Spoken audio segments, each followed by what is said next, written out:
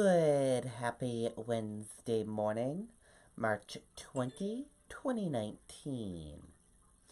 I'm Riley King, and welcome to the Riley King Newscast, right here on the Riley King Network. Let's begin. First up, Londonderry man recreates marriage proposal wearing bunny suit 21 years later.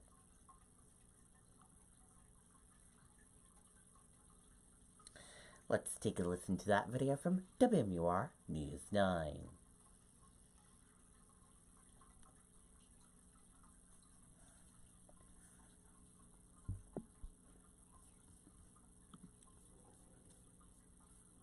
Right now at Ippolito's during our spring sale, you'll receive a double discount equal to twice the mass.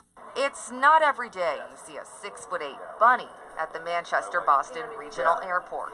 And for the man wearing the suit, that's kind of the point. A bunny costume for the second time in my life. Can you see my two fingers? Second time in my life. Mark DeAngelis wanted to do something unique, just like he did 21 years ago when he asked his wife to marry him, also wearing a bunny suit during a family Easter egg hunt. Yeah, that whole thing bought me a lot of points for a lot of years. I bet. Now I need to restock those points. So what is the plan for today? So the plan for today is recreate that moment as best I can.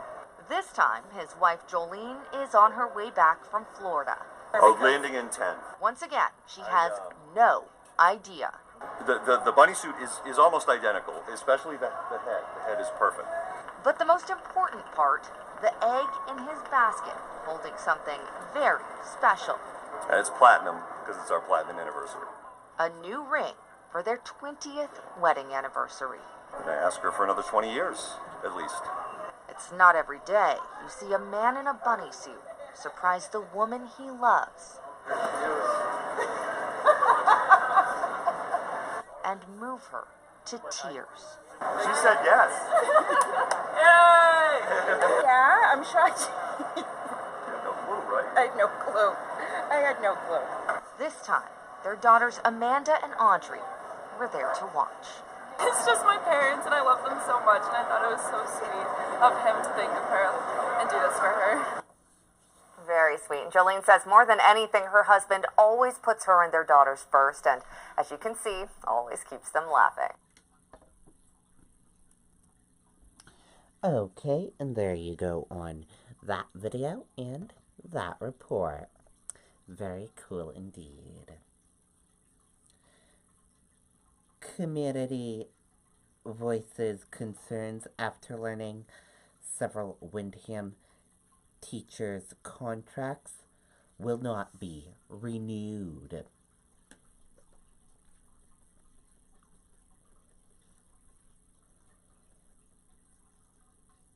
Let's take a listen to that video from WMUR News 9, Kristen Carosa.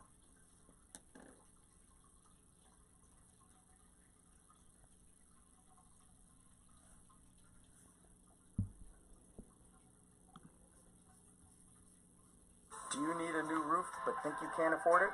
Our average customer pays $7,500 for a total roof replacement, and we have finance plans with payment options under $150 per month. Call today. Century Roofing, we've got you covered. Students, parents, and teachers packed into the Windham High School auditorium to voice concerns after several of their teachers were told their contracts will not be renewed. After all the teachers have done for us, it's important for us students to support them. Joshua Tubia's chemistry teacher is among those who are losing their job at the end of the year. Computer science teacher Raji Gupta's contract is also not being renewed. Because I was a third-year teacher here, by state law, they can non-renew my contract without reason, and so they've chosen to do that. Gupta says he received the news last week from the principal. I have poured my heart and soul into this school and to my students, and seeing the turnout in there, I feel like I've obviously I've had a positive impact. The chairman of the school board says the decisions to not renew a teacher's contract comes from the principals and their teams. Decisions, he says, come every year at this time. He says the school board has no say in the matter. That is personnel stuff that they work on, and from there they make their own determination and they bring it forward to the superintendent. I can't really get into that for personnel stuff. Even if the school board wants someone to be continued, we have no say over that. We can't force the superintendent to hire anybody, and that's by design by state law. Now, we did ask school officials how many teachers are being impacted by this, but tonight they couldn't tell us. Live in Wyndham, Kristen Carosa, WMUR News 9. Okay, and there you go on that video and that report.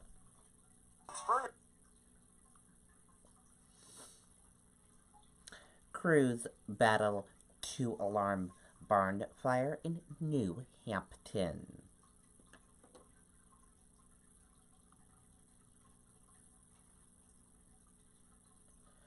Let's take a listen to that video from WMUR News 9.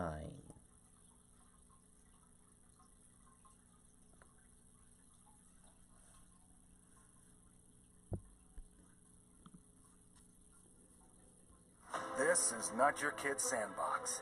This is the place that brings your backyard dreams to life.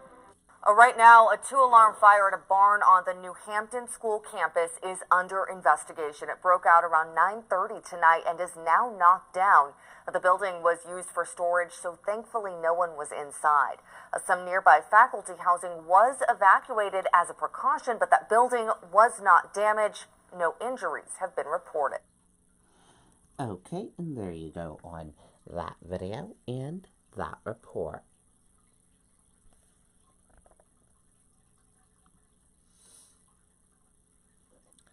Nashua Mosque locks doors between prayer time for security following terror attack.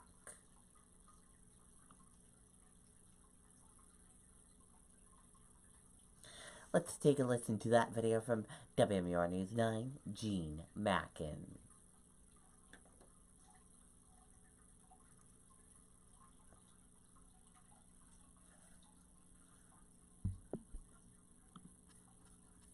GMI Asphalt is currently accepting job applications to join our team. We have an aggressive pay scale. Health insurance benefits. Both men and women are urged to contact the office of GMI Asphalt or visit us on the web at gmiasphalt.com.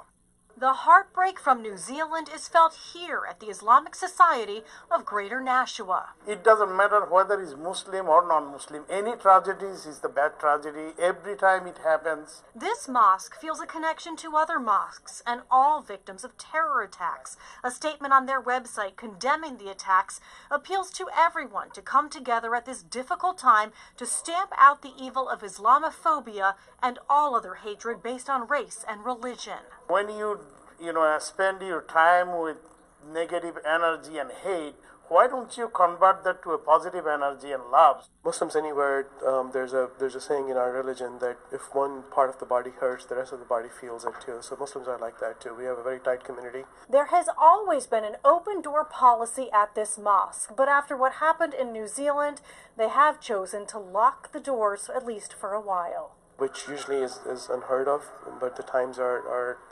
certainly like that we have to be more vigilant for security and safety of the community. The Islamic Society of Greater Nashua invites people of all faiths to come learn about Muslims and their mosque. They offer outreach to schools and hold open houses, hoping understanding is one path to peace. In Nashua, Gene Mackin, WMUR News 9. Okay, and there you go on that video and that report.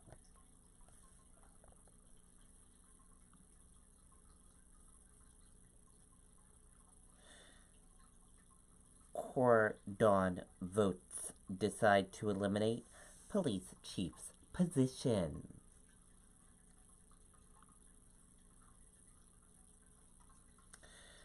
Let's take a listen to that video from WMUR News 9, Andy Hirschberger.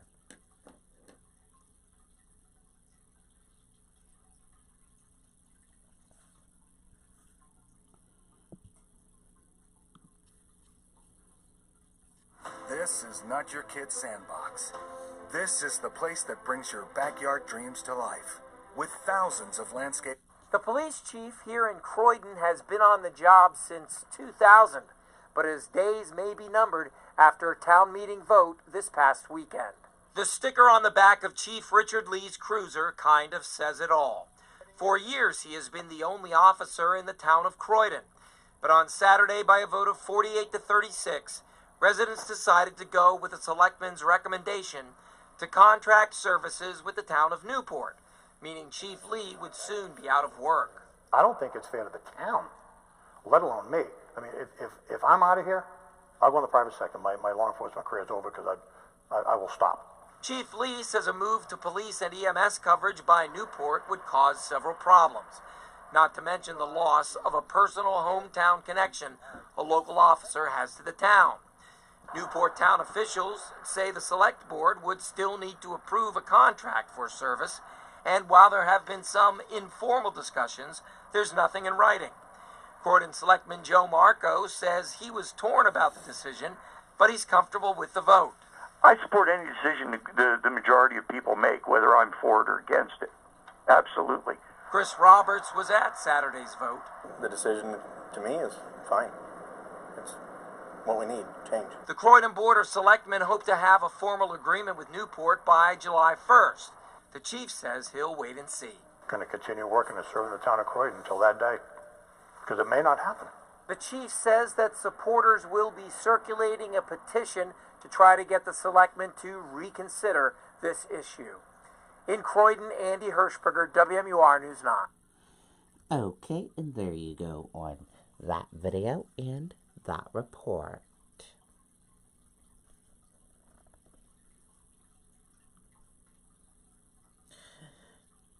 Charges upgraded against juvenile accused of shooting 2 in Alton.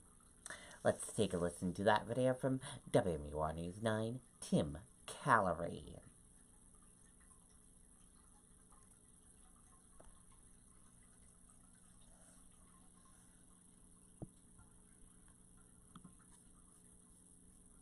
Right now at Ippolito's during our spring sale, you will receive a double discount equal to twice.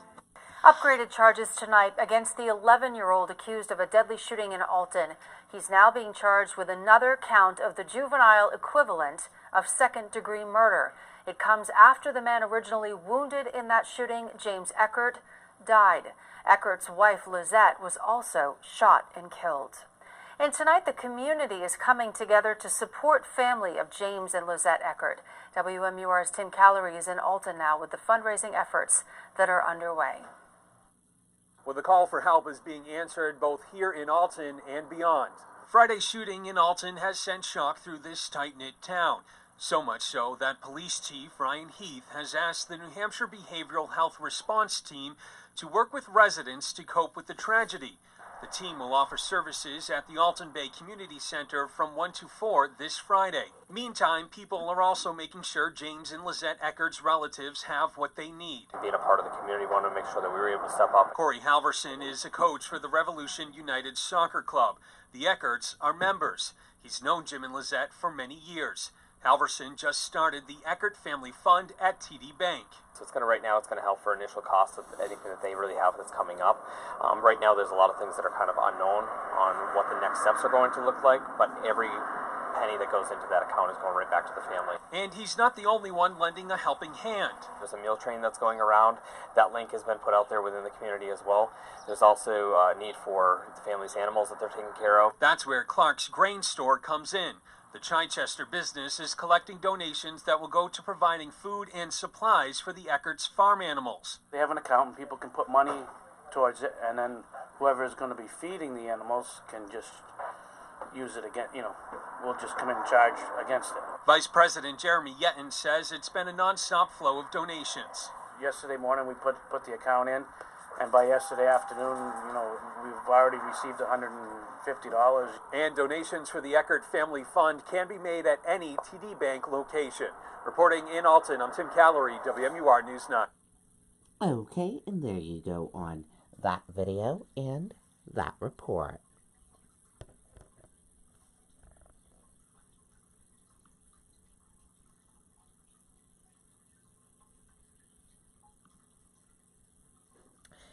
U.S. features mixed as markets await Fed rate decision.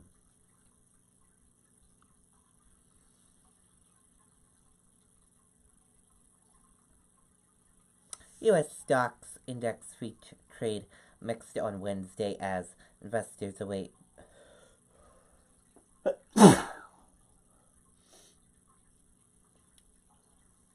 a policy decision by the U.S. Federal Reserve.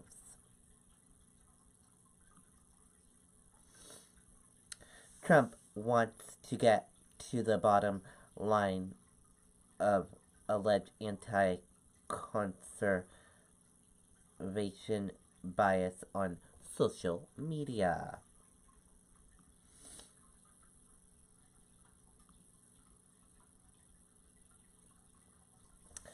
President Donald Trump doubled down on his words of support for conservation on social media, a group he says has focused and faced big discrimination. And that did it for the Riley King Newscast right here on the Riley King Network. I hope you all have a great rest of your Wednesday, and I'll see you back here later on today for another newscast. And I'll have a news report coming up in a little bit. Goodbye, everyone.